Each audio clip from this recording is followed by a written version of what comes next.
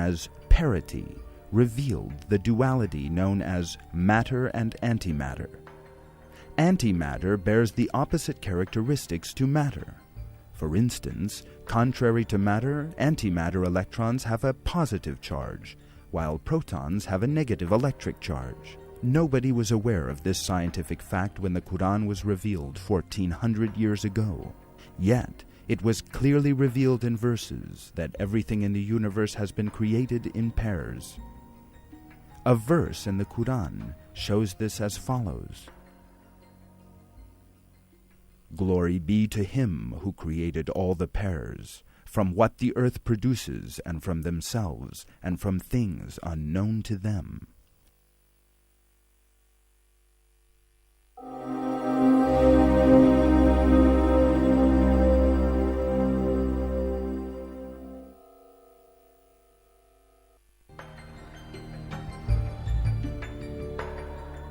Up until 20 years ago, it was believed that the smallest particles were the protons and neutrons that comprise the atom. However, advances in science and technology disproved this. It was realized that the atom, regarded as the smallest unit of matter, could be divided into even smaller subcomponents. A specialized branch of physics emerged to study these subparticles and their particular behavior. Particle physics. Particle physics research has revealed that the protons and the neutrons that comprise the atom actually consist of subparticles known as quarks. This fact only emerged in the last century, but it was revealed in the Quran. He is the knower of the unseen, whom not an atom's weight eludes, either in the heavens or in the earth, nor is there anything smaller or larger than that which is not in a clear book. In another verse, God tells us that not even an atom's weight eludes your Lord, either on earth or in heaven, nor is there anything smaller than that, or larger, which is not in a clear book.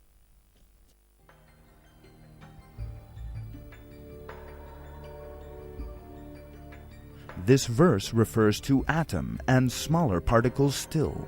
The fact that there are even smaller subunits was imparted to humanity in the Quran 14 centuries ago.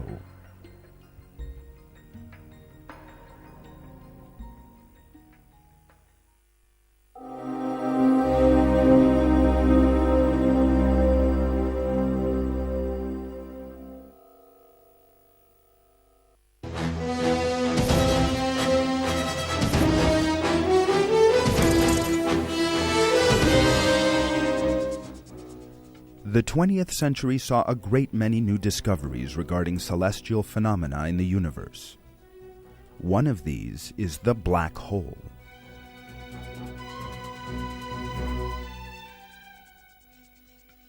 When a star has consumed all its fuel, it collapses in on itself, eventually turning into a region with infinite density and zero volume and an immensely powerful magnetic field.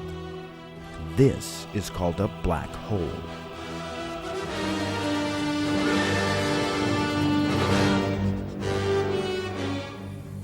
We are unable to see black holes, even with the most powerful telescope, because their gravitational pull is so strong that even light is unable to escape from them.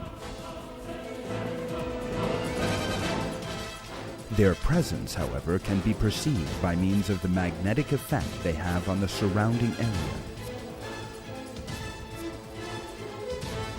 In the Quran, God draws attention to this matter in this way.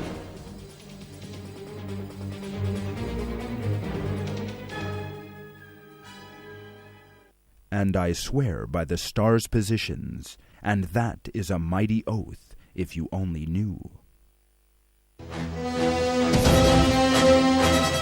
All stars with large masses set up gravitational fields in space. A black hole constantly increases its density, and thus gravitational attraction, by drawing everything around it, or that passes by it, into itself. In this sense, it resembles a hole in space into which everything around it is pulled. That is why they are known as black holes. This information about stars in the Quran is also remarkable. I swear by heaven and the Tariq, and what will convey to you what the Tariq is? The star piercing, the darkness.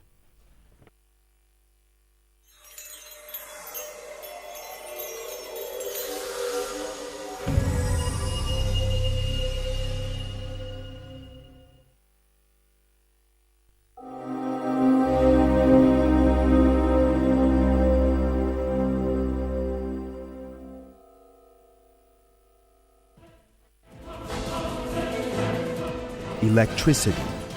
It is one of the greatest discoveries in the history of the world.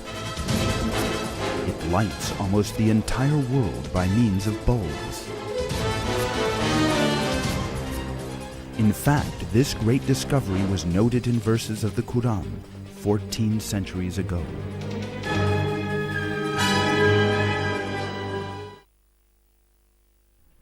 God is the light of the heavens and the earth. The metaphor of his light is that of a niche in which is a lamp, the lamp inside a glass, the glass like a brilliant star, lit from a blessed tree, an olive, neither of the east nor of the west. Its oil all but giving off light, even if no fire touches it. Light upon light. God guides to his light whoever he wills, and God makes metaphors for mankind, and God has knowledge of all things.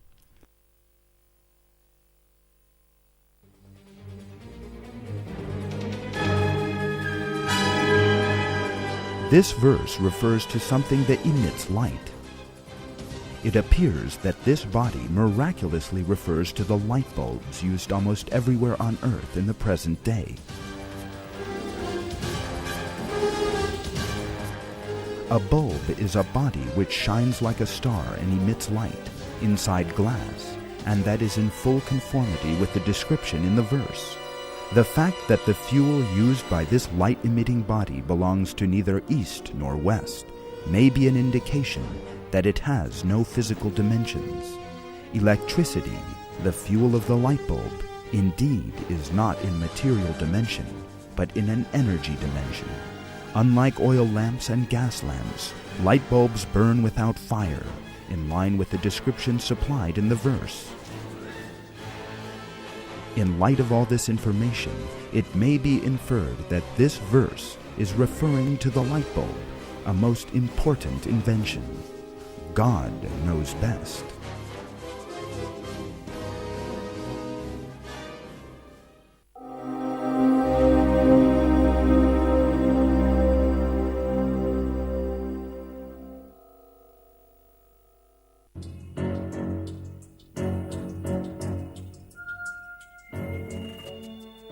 In one verse of the Quran, the fecundating characteristic of the winds and the resulting formation of rain are mentioned. And we send the fecundating winds, then cause water to descend from the sky, therewith providing you with water in abundance. This fact set out in the Quran was definitely unknown until the beginning of the 20th century.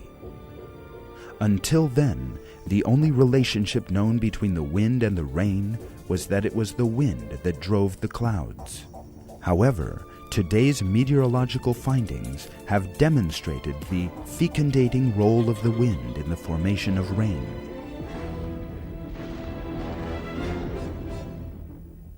According to these findings, on the surface of oceans and seas, a large number of air bubbles form because of the water's foaming action. The moment these bubbles burst, thousands of tiny particles with a diameter of just 1/100th of a millimeter are thrown up into the air.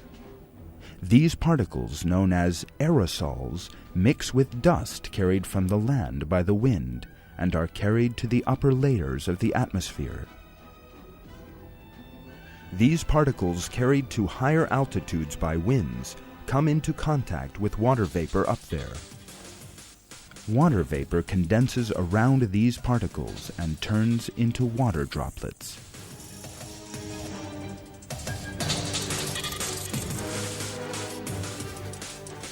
These water droplets first come together and form clouds, and then fall to the earth in the form of rain. In short, the formation of rain comes when winds fecundate the clouds with the aerosols, in just the same way it was revealed in the Quran, at a time when people knew next to nothing about natural phenomena.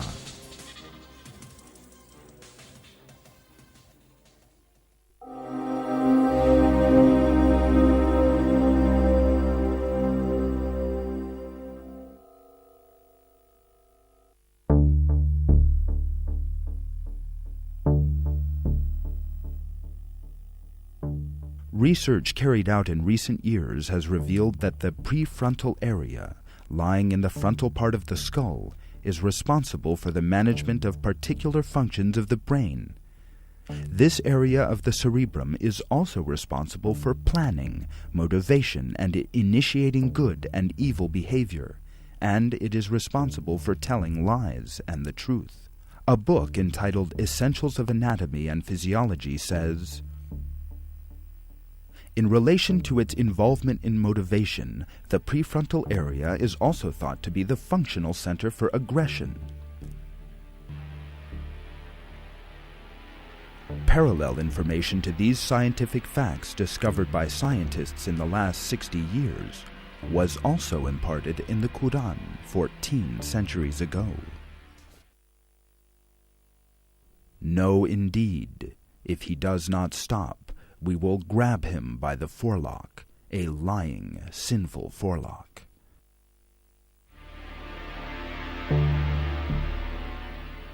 The expression, the lying, sinful forelock, in this verse is most remarkable. This demonstrates a close parallel to the activities carried out in the front part of the brain.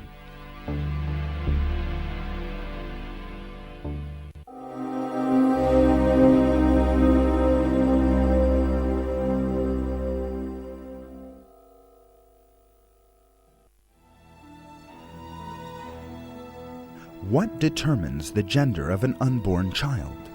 According to the Quran, the answer lies in its father. Masculinity or femininity is created out of a drop of semen which has been ejected.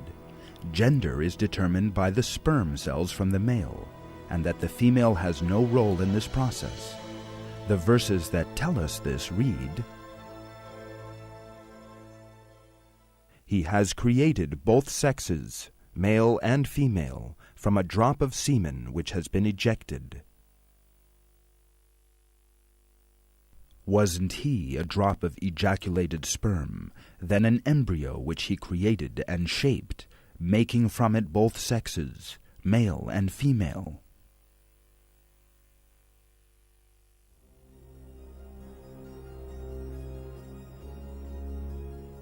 The developing disciplines of genetics and molecular biology have scientifically validated the accuracy of this information given in the Quran. A baby's gender is determined by which chromosome, X or Y, from the male unites with the female's ovum. None of this was known until the discovery of genes in the 20th century. Indeed, in many cultures, it was believed that the female determined the gender of a baby. This is one reason why women were blamed when they gave birth to girls. 14 centuries before human genes were discovered, however, the Quran revealed information that denies this superstition and referred to the origin of gender lying not with women, but with the semen deriving from men. That is because the Quran is the Word of God.